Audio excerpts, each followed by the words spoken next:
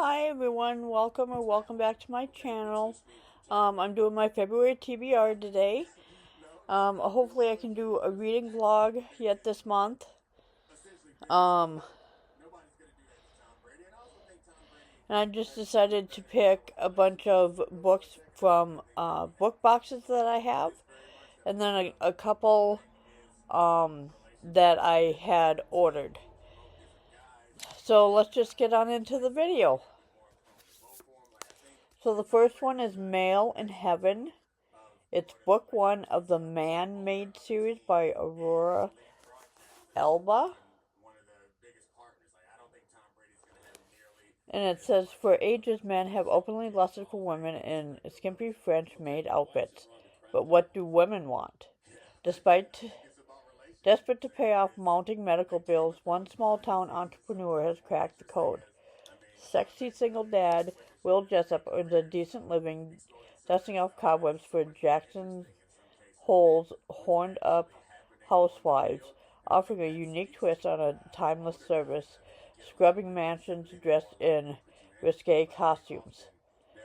Salty from her divorce and reeling from the loss of her career, Ava Quinn crosses paths with a frustratingly handsome maid who might just be exactly what she needs to clean up the mess she's made of her home and of her life. So that one sounds really good. I got this one out of a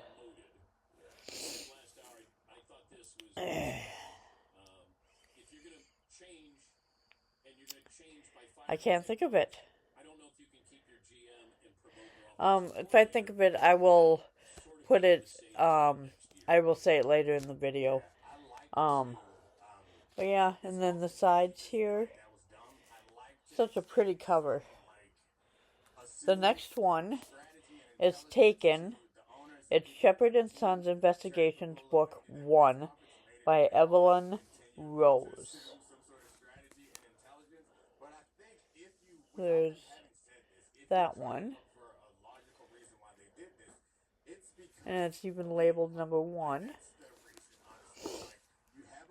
Can their love be real if her name and background are fake? Interesting. Meg, released on parole. Those 3 words sent me looking for a new town, but I never expected Weatherford, Texas, to feel like home. I was getting mom vibes from my boss and sexy looks from my boss's son. I was making friends and learning what it felt like to be in a real family, but with every step closer to love and happiness, I risked cracking my mask and revealing my secrets.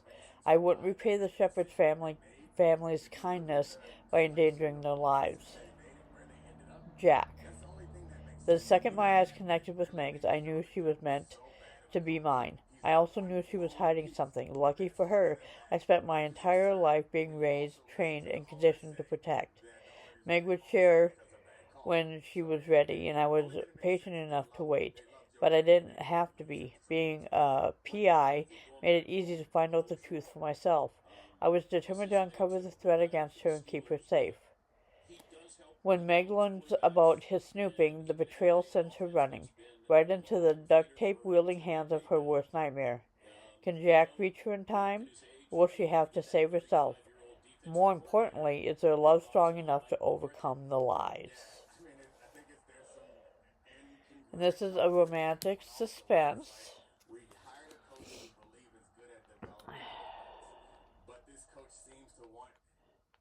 I also got this one out of the reveal box. That's what it was. So this is the second book out of the reveal box. The next one is Saltire. It is Fire Island Series Book 1 by Hazel Jacks.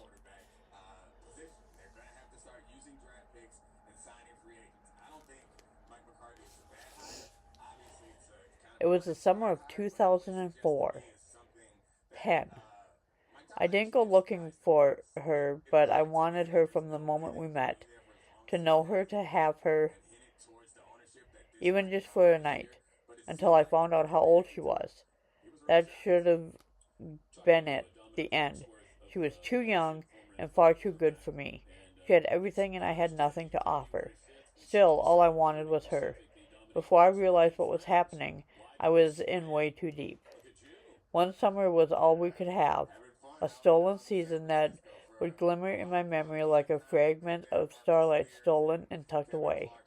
A love that would color every song I ever for wrote from then on.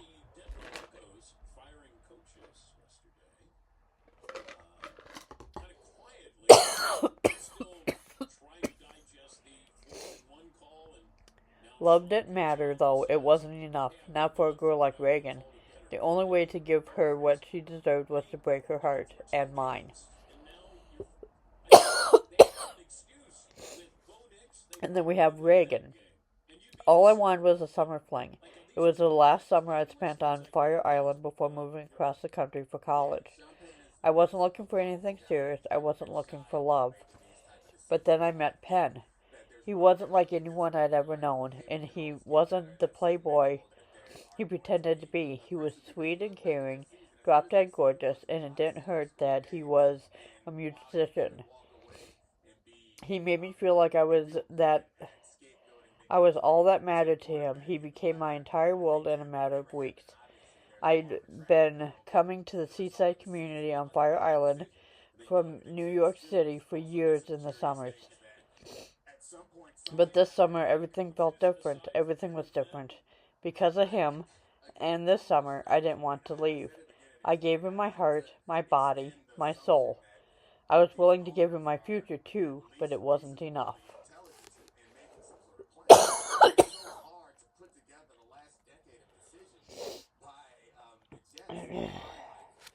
So that one sounds really interesting as well.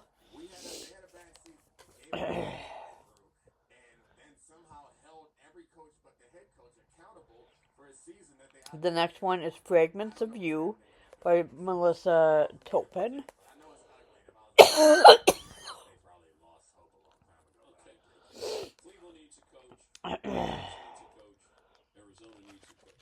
And this one was out of Reveal Box as well.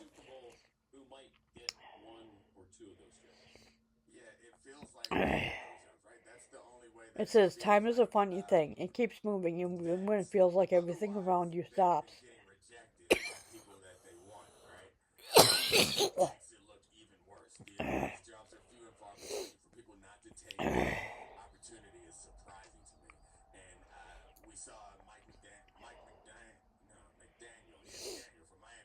It is the catalyst for everything. How we grieve, how we heal, how we live.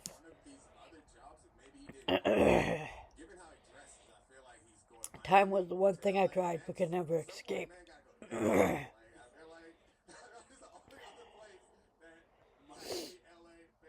Days passed in his absence, months, years, and I stood still, stuck in the past, paralyzed by the memory of him. Nash Ketter had been my whole world for as long as I could remember. The person I loved with my entire being. He was the sun, the moon, and the stars. He was everything. And then one day he was gone, just like that. Like he had never existed at all. But I knew he had, because I still carried fragments of him with me every single day. A reminder of what we had and what he left behind. I was so sure I would never find love again after that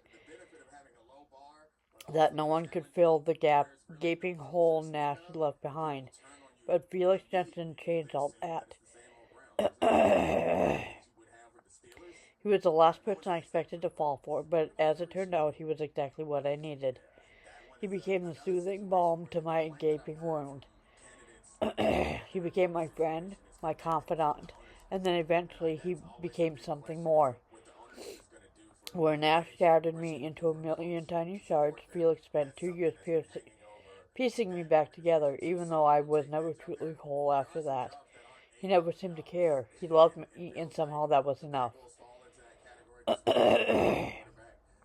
Or at least I thought it was, until Nash drove back into town after 4 years like a tornado, overturning all the carefully placed pieces of the life I had built without him.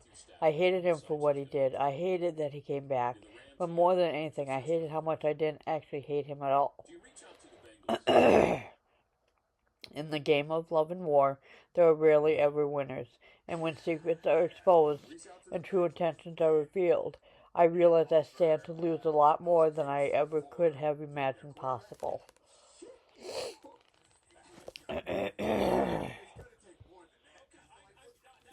Now, this next one is one that I ordered. It's a new release by Vi Keeland. It's The Exception. And on the front it says he has rules, but there's always the exception. And the back says he lives by a set of rules. She might be his one exception. I just wanted a distraction, something to take the edge off before facing a wedding I was dreading. So on the flight back to New York, I signed up for a dating app. Harmless enough, right? Wrong. Turns out it wasn't just any app. It catered to people with very specific tastes. By the time I realized it, I was already on my date. Tall, confident, and simply handsome, Jagger Langston seemed like the full package. The chemistry between us was instant, electric enough to burn the whole city down. Though things took a turn when we figured out I'd misunderstood who should join the app, we laughed it off, said goodbye, and went our separate ways. Or so I thought. Until I walked into my internship Monday morning, ready to put the weekend behind me, and there he was, my boss. Now I'm caught between the rules he lives by and the temptation to make him break every single one of them.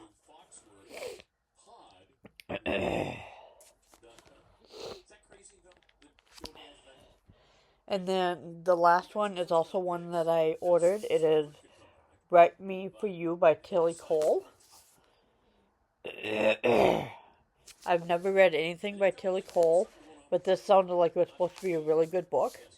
On the back, it says 17-year-old June Scott has always dreamt of becoming a novelist, to write the greatest love story ever told, one that would fill hearts and souls with happiness and joy. However, June has never been in love, and she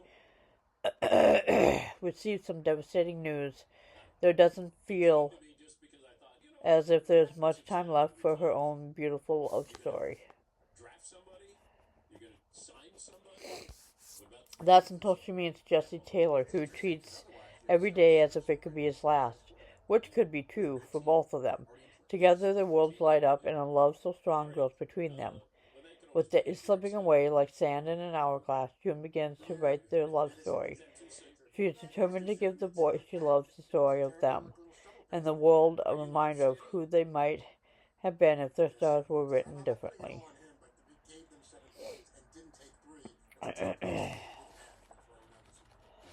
So yeah, it just sounded really interesting.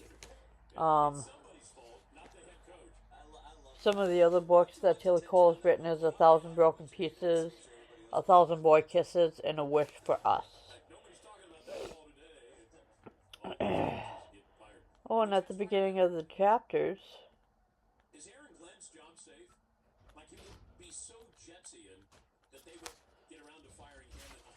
there's pictures. So those are the books that I plan on reading in February. If you have any inkling to leave a comment, go ahead and leave some of the books that you're going to be reading in February. And I hope you enjoyed this video. Thank you for stopping by, and I'll see you in the next video. Bye!